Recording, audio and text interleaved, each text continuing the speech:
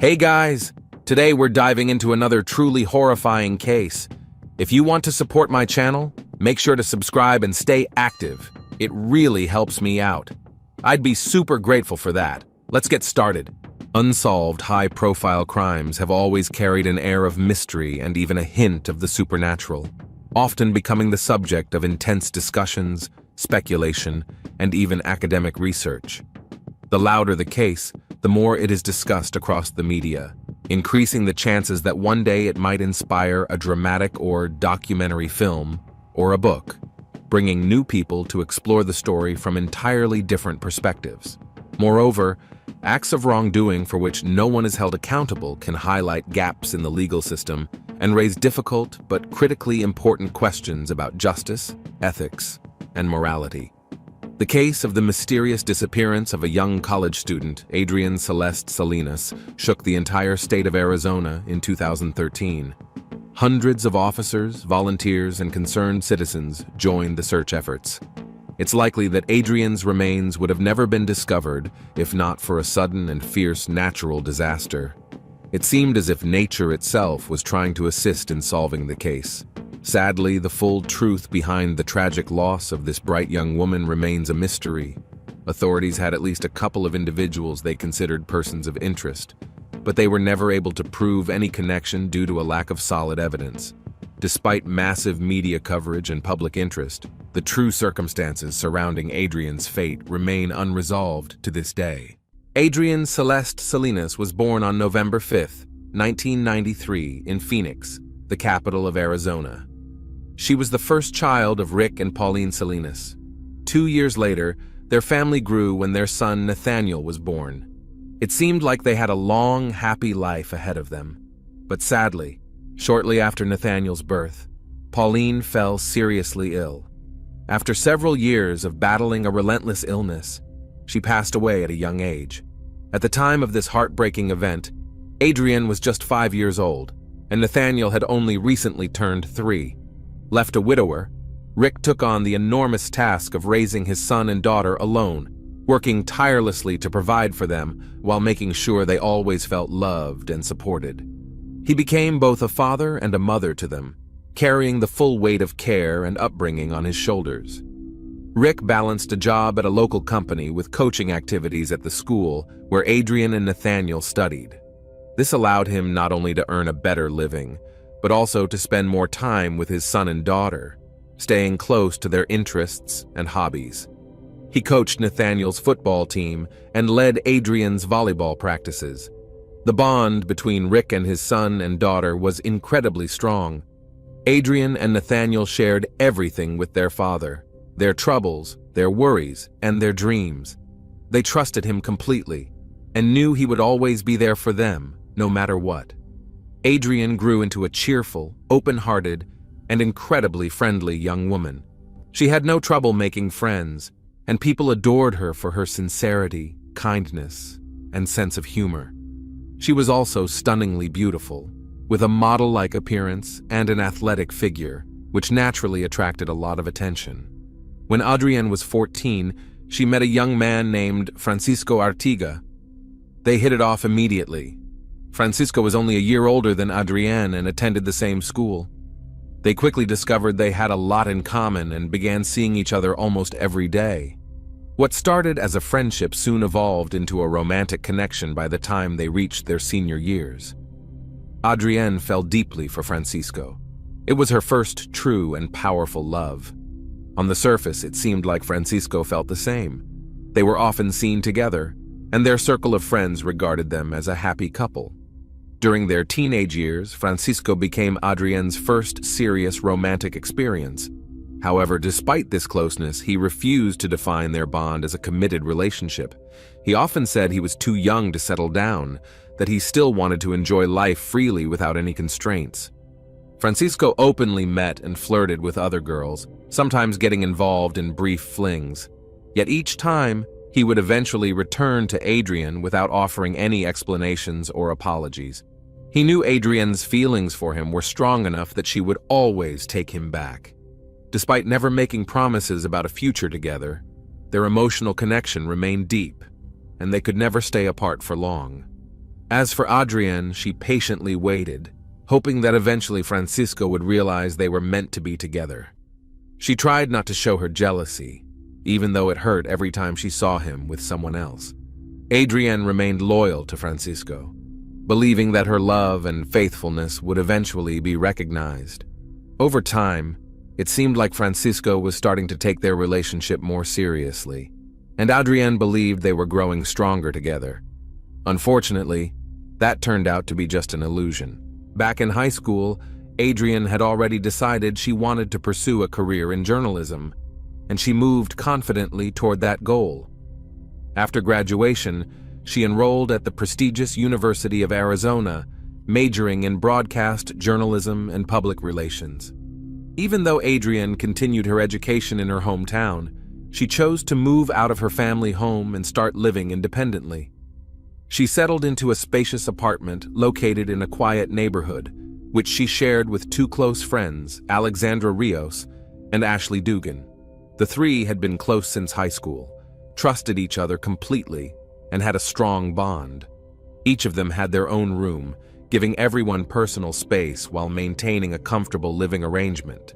Rick supported his daughter's decision to move, especially since she chose a place just a 20-minute drive away from the family house. They spoke frequently over the phone and could visit each other anytime. On her 18th birthday, Rick had gifted Adrienne a car, making it easy for her to come home nearly every other day. College life suited Adrienne well. She excelled academically and enjoyed a vibrant and busy social life. However, during her second semester, Adrienne started experiencing a persistent, severe cough that refused to go away. At first, she thought it was just a regular cold, tried treating it at home, and hoped to recover without needing a doctor. Unfortunately, her condition worsened rapidly. Breathing became difficult, and coughing fits plagued her day and night. Adrienne continued to ignore her symptoms until one night she had to be rushed to the hospital by emergency services in critical condition. Doctors diagnosed her with an advanced fungal infection that had severely damaged her lungs. The situation was so serious that Adrienne had to undergo emergency surgery to remove a large part of her left lung that had been irreversibly affected. Despite the severity of her condition, Adrienne's young body fought hard, and she recovered quickly. She was discharged from the hospital within a month and continued her recovery at home. Just a few weeks later, she was back at university, easily catching up on her coursework. On June 14, 2013, Adrienne and her roommates decided to throw a party at their apartment to celebrate one of their birthdays. About 40 guests attended, including Francisco. However, according to those present that night, Adrienne spent most of the evening alone, locked away in her room. The reason behind her isolation was an argument with Francisco that happened shortly before midnight. The young man had been openly flirting with another girl at the party, ignoring Adrienne completely. It's important to note that Adrienne had remained loyal to Francisco, never entertaining attention from other guys, and had hoped he would respect her in the same way. Yet Francisco continued to insist that he wasn't ready to settle down and didn't want to be tied to any commitments. Their confrontation escalated, and after a brief but emotional exchange, Adrienne locked herself in her room, hurt and upset. Later, Francisco knocked on her door, and they spent some time together in private. Afterward, they both left the apartment. Sometime later, Adrienne returned alone. She entered her room, grabbed a few belongings, and left again. That was the last time anyone saw her. The following day, Alexandra and Ashley woke up around noon dealing with heavy hangovers. The apartment was a mess. Trash, empty bottles, disposable plates with leftover food scattered everywhere, broken furniture and clothes tossed around. As the roommates started cleaning up, they initially didn't realize Adrienne was missing. They assumed she was sleeping behind her closed bedroom door and didn't disturb her. Even after realizing Adrienne wasn't in the apartment, her roommates didn't immediately raise the alarm. They simply assumed she had stayed over at Francisco's place, remembering that the two had left the party together. As a result, nearly 2 days passed without anyone looking for Adrienne, unaware that something far more serious might have happened. June 16th arrived. Father's Day in the United States. Rick Salinas was eagerly anticipating his daughter's visit, as they had always celebrated the day together as a family. But Adrienne didn't show up, nor did she call, and her phone was turned off. This immediately worried Rick, and he decided to drive to his daughter's apartment. Adrienne's friends were surprised to see him and admitted they hadn't seen her for 2 days. They explained they hadn't been concerned, thinking she might have been staying with her father or had gone to Francisco's. After contacting Francisco and learning he also hadn't seen Adrienne since the night of the party, Rick wasted no time. He went straight to the police and reported his daughter missing. When detectives arrived at the apartment, their first step was to piece together the timeline from the night Adrienne was last seen. Every detail mattered, and nothing could be overlooked. First, they needed to identify everyone who had attended the party and interview each guest. They also conducted a thorough search of Adrienne's room and found a few concerning clues. For one, some of Adrienne's personal belongings were still there, including her wallet with her bank cards, her cell phone, and her driver's license, even though her roommates claimed she had taken these with her when she left. Even more troubling, detectives found Adrienne's car key lying on the floor near her bedside table. She didn't have a spare key, but her car was not parked at the apartment either. This raised an immediate question. Where was the vehicle if the only key to start it was still in her room? Naturally, Francisco became the first person of interest, and detectives brought him in for questioning right away. Francisco admitted that he and Adrienne had gotten into a serious argument that night, triggered by her jealousy over his behavior at the party. However, he insisted they had made up and decided to leave together to go back to his place. According to Francisco, during the drive, Adrienne reignited the argument and eventually demanded that he pull over and let her out. He said he complied and left her to walk alone into the night. Around 3 a.m., Adrienne returned to the apartment, where the party was still ongoing, though most guests were heavily intoxicated and hardly noticed her presence. At that point, she began repeatedly calling Francisco, making around 50 calls, none of which he answered. Francisco later claimed he had gone to sleep and had his phone set to silent. Adrienne also sent him a text message that read, "I'm coming over." She then grabbed her belongings, including her keys, got into her car, and drove off. Sometime later, she apparently returned to the apartment once more, possibly changed clothes, left her wallet, phone, and keys behind, and disappeared again. The major question remained, what happened to her vehicle, and where had Adrienne gone? The answer to the mystery of Adrienne's missing car came after investigators reviewed reports of traffic incidents from that night. Around 4 a.m., a witness had called the authorities to report seeing a silver Chevrolet lose control and crash into a curb, blowing out the front tires and tearing off the front bumper. The man had intended to approach the vehicle to check if the driver needed help, but before he could, the car suddenly sped off despite the visible damage. He assumed the driver was likely under the influence and had fled to avoid getting into trouble. Fortunately, he memorized the license plate number and reported it to the police. The vehicle was identified as Adrienne's. The very next day, as the search for the missing college student intensified, Francisco and Rick Salinas were out combing the area when they stumbled upon Adrienne's abandoned car in a small alley just a few blocks from her apartment. True to the witness's account, the car had blown out front tires and a nearly detached bumper. Crime scene investigators were immediately dispatched to examine the vehicle for evidence. However, they found no signs of blood, no indications of a struggle, and no unfamiliar fingerprints. The car had been locked and even armed with its alarm system. Based on all the information collected, detectives were able to piece together a likely sequence of events. Adrienne and Francisco had a major argument, then seemingly made up and left together in his car. During the ride, another fight broke out, and Adrienne asked to be dropped off. She walked back to her apartment, tried reaching Francisco multiple times, and when she couldn't get through, decided to drive to him. However, under the influence, Adrienne lost control of her car, crashed it, and then chose to flee the scene, possibly fearing the consequences for her driving privileges. Toward dawn, she returned to her apartment again, changed clothes, and, for reasons unknown, left behind her wallet, cell phone, and car keys before heading out once more. The pressing question remained. Where did Adrienne go without money or a phone? What could have happened to her after that? And was Francisco involved?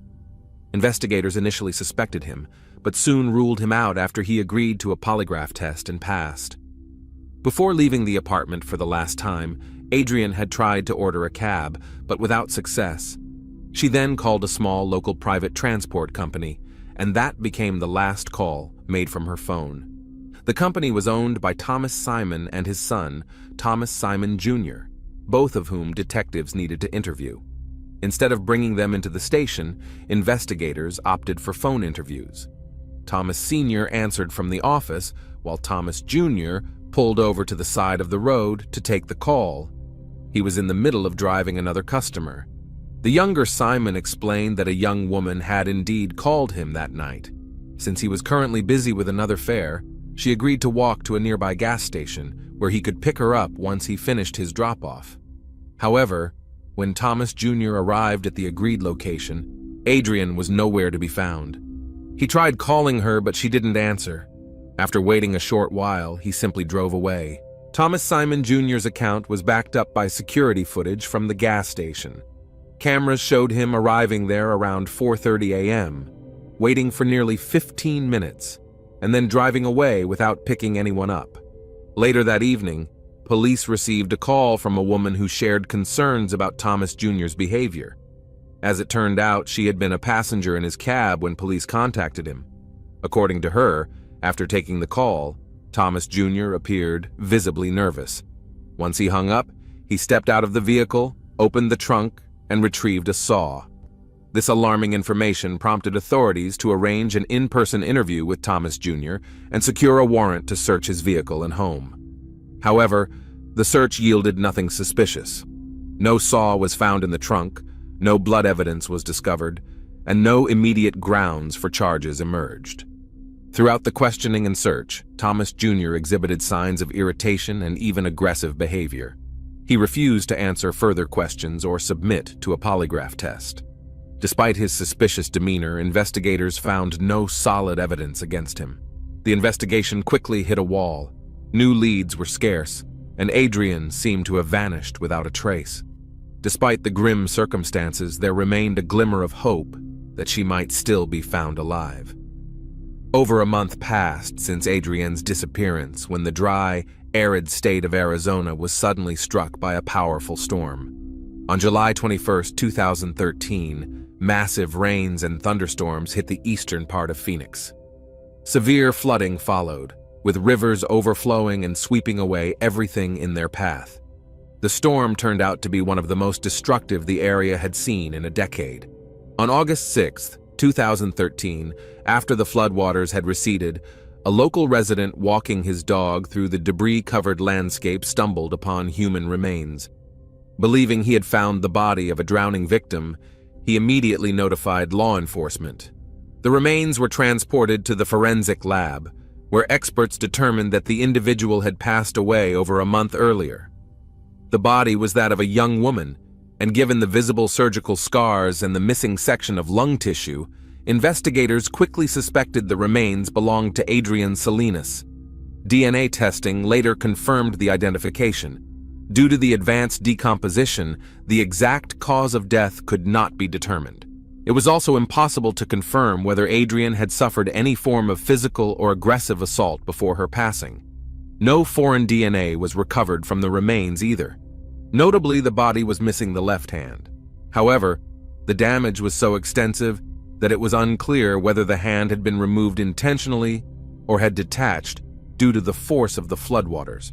The body was found roughly 30 miles from where Adrienne had last been seen, but given the direction of the flood currents, it appeared she had been carried downstream. Investigators were unable to pinpoint the original location where the remains had been hidden before the storm hit. Despite extensive searches, including the use of tracking dogs, no additional evidence or personal belongings of Adrienne were found. The cause of her death remained unknown.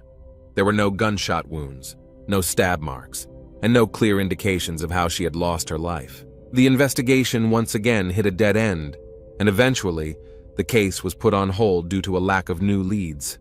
However, nearly 2 years after the mysterious disappearance and death of Adrian Salinas, a man named Kim Azaria came forward to the police, claiming he suspected one of his acquaintances, a man named Brian Patrick Miller, might have been involved. Miller was a controversial and eccentric figure, known in certain circles by the nickname the Zombie Hunter. Despite being well into his 40s, he was a regular at Comic-Cons, themed parties, cosplay meetups, and similar events. He was almost always seen in costume, fully embracing the character he had created for himself. In everyday life, Brian was quiet, brooding, and extremely introverted. But once he put on his costume, he transformed into a charismatic yet unsettling figure. He even customized his car to match his persona, giving it a battered post-apocalyptic look, complete with fake blood splatters, as if straight out of a zombie movie. More importantly, in early 2015, Miller was charged in connection with 2 long unsolved crimes from over 2 decades earlier. In 1992, 22-year-old Angela Brasso disappeared without a trace. Later, her body was discovered in an Arizona canal. Evidence showed she had been attacked and that parts of her body, including her hand and foot, were removed. The second victim was 17-year-old Melanie Bernas, who went missing in 1993. Her body was found not far from a river. She had also suffered an assault, and parts of her body were missing. Despite extensive investigations, no suspect had ever been caught at the time. For years, both crimes remained unsolved. Biological material collected from the scenes linked the 2 cases to a single perpetrator, but without a match in any DNA database, the trail went cold.